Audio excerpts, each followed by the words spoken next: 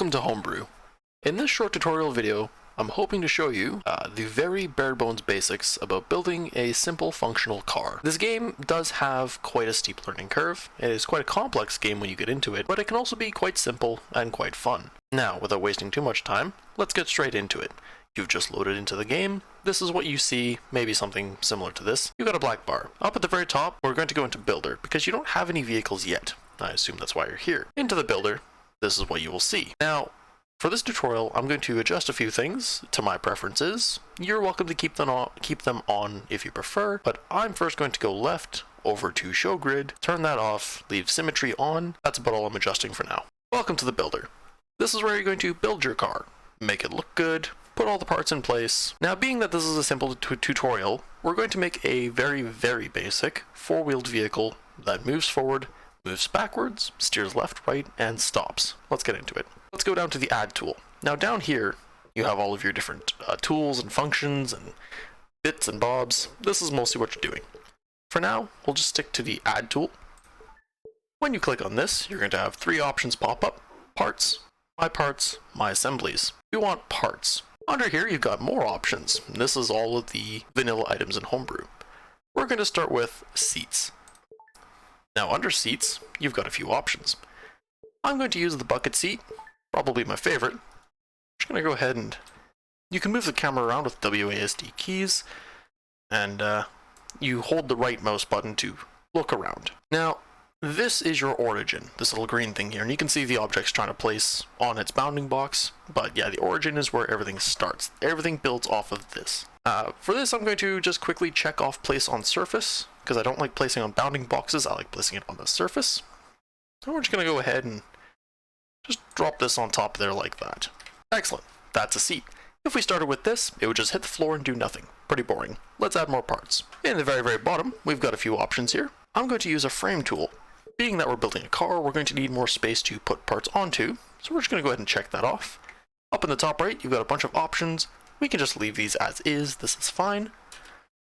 If we look at our origin, or even any part on the seat, you can see we get a bit of a grid. Now, this sort of represents which plane we're operating in. And so if we were to make a pipe by clicking, holding, and dragging, it's going to operate on the XY plane, because that's what the grid's facing. So I'm just going to go ahead and drag it straight back, 1.5 meters. And from there, we need to make two sticking out. Now, we can't do it from here, but this grid is relative to the way you're looking at the part. So if I look at it top down, now the grid's sitting flat. And if I pull out to the side, it will make holes. And it's also doing it symmetrically because I have Enable Symmetry activated. That is in the upper left. Excellent. So now we've got two holes sticking out. And I'm just going to go ahead and do the same thing to the front of the vehicle. Drag one out. Distances don't matter so much with this car we're making. Adjust our camera till the grid sits flat, and 0.8 units out. Excellent. There's the frame of our car done. We go back to the Add tool, go back, and now we go to Wheels. Now we're going to add, you've got a bunch of options. I'm going to add the wheel hub, just the regular wheel hub. We're going to add this to the front. As you can see, the wheels don't quite sit right on the axle. So what we need to do is just slightly adjust these. We go to the Move tool. We can either click on the button here or press 3 on our keyboard. Click on the wheel hub, and we can just go ahead and drag that down and in until it's lined up nicely. I'm just going to center up the white box on the axle. That's fine. And you can see, of course, because we're working in symmetry, the other side does the same thing, goes where we want it to. Now, it's worth noting with wheels, they do have a direction arrow. This indicates that when they're spinning, that's the way they're going to go. If this was incorrect, if they're backwards for some reason, you just click on the wheels that are backwards and just check off Invert Spin. This will make it go the other way. Now, to save ourselves a little bit of time, a little bit of a pro gamer move, if you will, I'm going to click one of these wheels, click Control-C, Control-V, and now, if I drag back, we have a copy of this wheel, and because we're in symmetry, we have also that copy there. We now have four wheels, we've got a seat, but no way to actually go forward. So we need an engine. Go back to your Add tool, go back to your main list of items, go to Engines. You could pick any one of these you wanted. I'm going to choose a Dutzer because it's pretty straightforward. You know, a good, powerful engine, fun to drive with. We're just going to place that behind the seat. Now an engine needs fuel, so we're going to go back, go to fuel, grab the adjustable fuel tank, and just slap that down. Now it says adjustable. What does that mean? Well, if you press 5 on your keyboard, or go to your adjust tool, and click on the fuel tank, you got a couple of handles that pop up. And you can drag these handles to change the size of the fuel tank to whatever you need. In fact, I'm going to shrink this fuel tank down because we don't need that much fuel, and less weight means we go faster. I'm just going to use the move tool, pressing 3 on the keyboard, to go ahead and move that fuel tank just above the engine. You can place it wherever you like, doesn't really matter. Now, we're going to need a way to start the engine. We need a battery. So I'm going to go to our add tool, go back, and then under power, we've got a few options. I'm going to choose the 12-volt battery. You could use solar panels if you were a weirdo. That's up to you, I won't judge. But for now, I'm going to use the 12-volt battery. Excellent. We have electricity, we have fuel, we have an engine, we have wheels.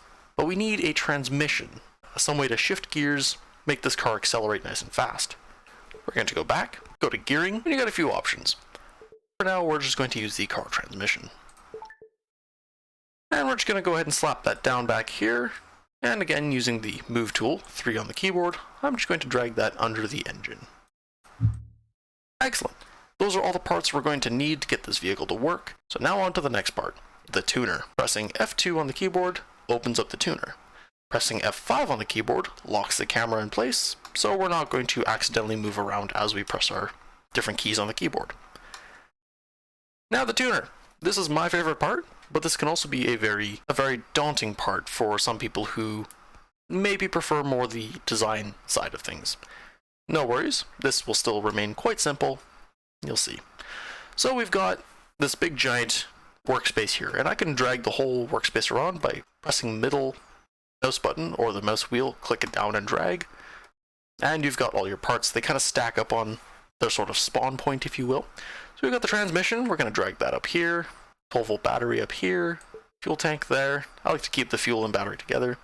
The engine, we're going to put that on top of the transmission. I'm going to highlight both of these and move them down a little bit.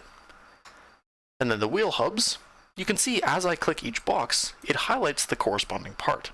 This is important. With the wheel hubs, I like to keep them ordered logically, so my left rear, right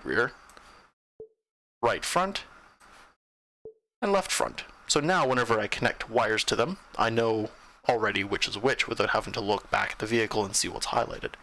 The steer wheel hub, as you can see, it highlights the steering wheel. You don't actually need this to be connected, but I just do it for completion. And then your bucket seat. The bucket seat is the brain of the operation. When you press keys on your keyboard, it gives different values in the different corresponding options here. We're not going to worry about all these options. We can adjust them later. We'll do a video on that another time. But for now, we're keeping it simple. We're going to go forwards, backwards, steer, and stop. To begin, we want to set up the engine and transmission. So we've got the engine. Now, with any part, you're going to have inputs on the left and outputs on the right. In terms of an engine, most engines need electricity. We need fuel. We need a command to activate the engine. And we need a command to tell the engine when to rev up or not. And then there's clutch. If you wanted to make an engine with a clutch in it, you could do that. I don't like to do that myself. I like to run them like automatics. They'll just do the clutch themselves. Way easier. So to begin, we'll take the output of the battery and connect it to the input of the electric on the Dutzer. Now, these are color-coded. The yellow wires will not connect to any other color, only to the yellow connections. As with the fuel, we're going to go red to red, fuel to fuel, and now the engine has fuel. The bucket seat, by default, has a toggle called activate, and that's on the X key. As you tap it, it will toggle on and off, as you can see with that value on screen. We're going to go ahead and connect that to the activate of the engine. Now, assuming everything is working right, if I were to press the activate key, the engine turns on. It has a bit of electricity to start, it has some fuel to run, and it's giving us an RPM value. If you really wanted to, what you can do is you can take the electric output of the Dutzer, sort of like the alternator, and connect it back to the 12-volt battery to charge it back up while it's running. It doesn't really make a difference. You do you. I'm going to turn this off for now. We need the engine to spin up when we want it to, so we're going to take the throttle output of the bucket seat and put it to the throttle input of the Dutzer. Now, if we turn the engine on, we press our throttle key, the engine starts to spin up faster and faster. Excellent. But the engine isn't spinning anything. So what we want to do is connect our drive shaft output to the transmission input, and now the engine will spin up the transmission. The transmission, we'll do another video on transmissions. They're actually quite a complex part in themselves, but their default values are just fine for what we want to do for building a car. They're excellent. So the transmission has a few inputs. We have gear up, gear down, and set gear. We're going to ignore set gear for now, that's not important, but gears up and down are. So we're going to take the gears up and down from our bucket seat and just connect them to those. Now, gear up and down by default is shift and control respectively. So as we click those buttons, you can see our current gear goes up and down. Wonderful. We can control the transmission. We have power going to the transmission. Now we need to send that power to the wheels. If you have multiple connections to make, you can hold shift to connect multiple wires, making your life just a little bit easier and quicker. Now, while this is a fairly simple build, as you get into more complex builds, it is important to test as you go. So what we're going to do is we're going to turn the engine on with the X key. It starts up, that's good. Next we're going to throttle the engine, and as we can see, the engine spins up to its red line. It spins the transmission is working, gear 1 works. If we press shift and control, we can see it is doing its thing. If we look at the wheels, we can see that they're spinning, and in fact we can actually see them spinning through the tuner window. And as we hit shift and control, they spin faster and faster and faster, which is excellent. This means that this is all working. The wheels are getting power, they're spinning, life's good. We can turn that off now. So we can go forward, that's awesome, but we need to be able to turn. For this, we can connect our steering value to our front wheels, and again, because I sorted these logically, I don't actually have to look at which is which, but you can check if you need to. Now, if we were to connect these values directly to the wheels, as you press A and D on your keyboard, the wheels are going to immediately snap to their full steering angle, and that can make controlling it kind of difficult. So I like to add a smooth box, is what it's called.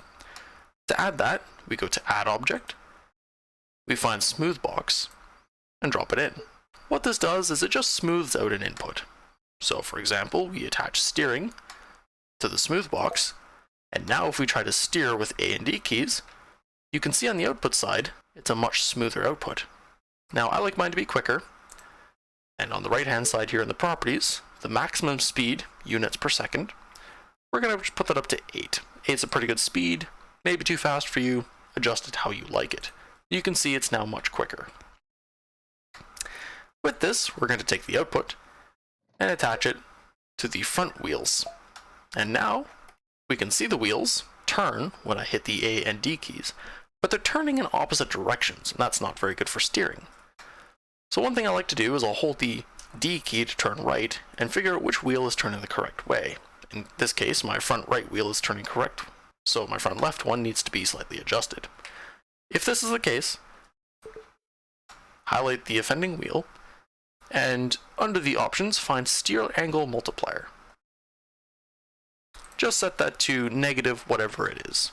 I'm just going to put it to negative 20, and by making it a negative, it will turn in the opposite direction that it was before. Now when I steer, they all go the right way. Now we have steering. If you like completion, just go ahead and put the smooth box to the steering wheel hub as well.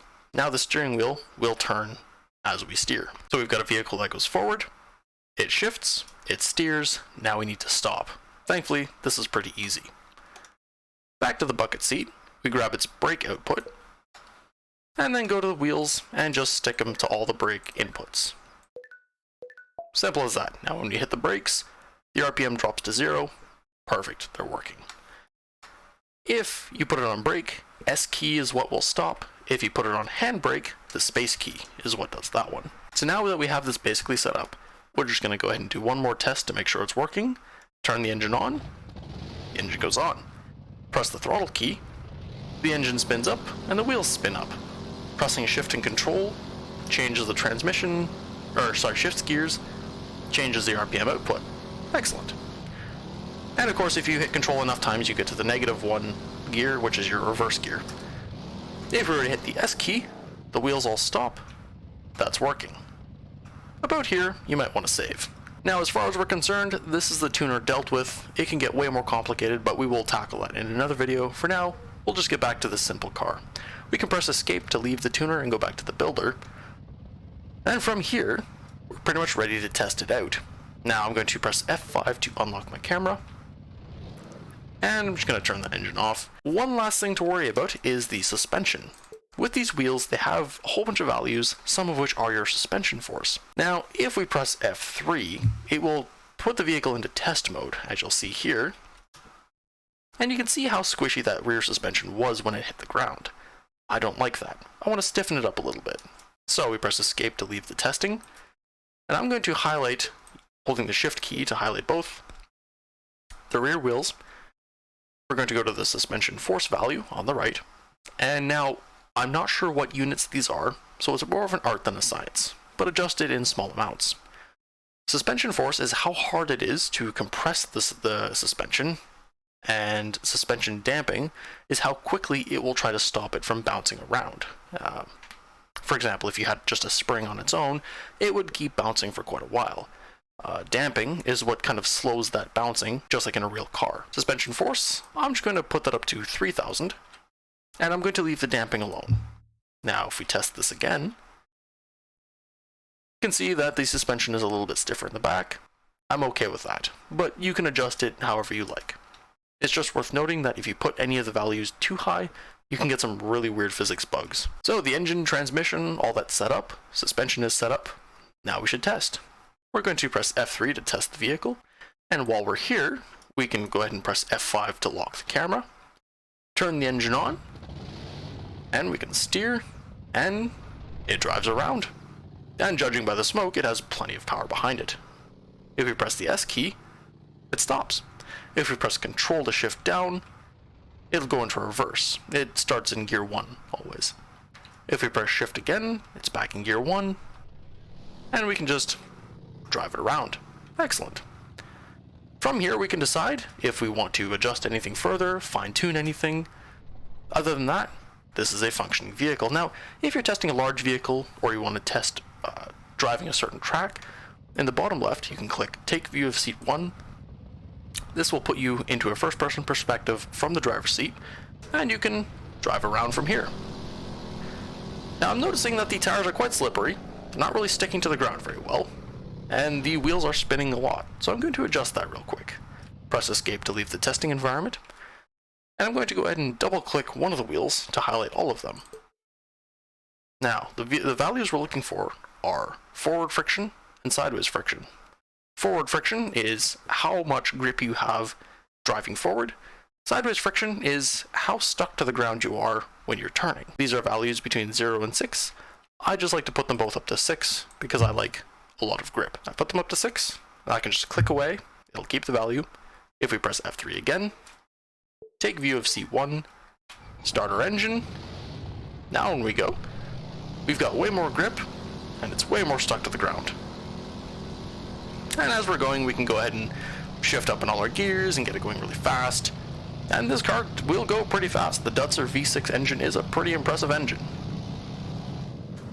We can press escape once we're satisfied, and then we're just going to go ahead and save our project again. So with that, we have just created our very first, very simple, but functional vehicle in Homebrew Patent Unknown. Hopefully in the upcoming videos we can explore further topics, such as specifics about wheels, transmissions, logic, and other kinds of crazy topics. And if there is anything in particular you'd like to see, feel free to leave it in the comments. I'll do my best to make a video about it. Have a good day.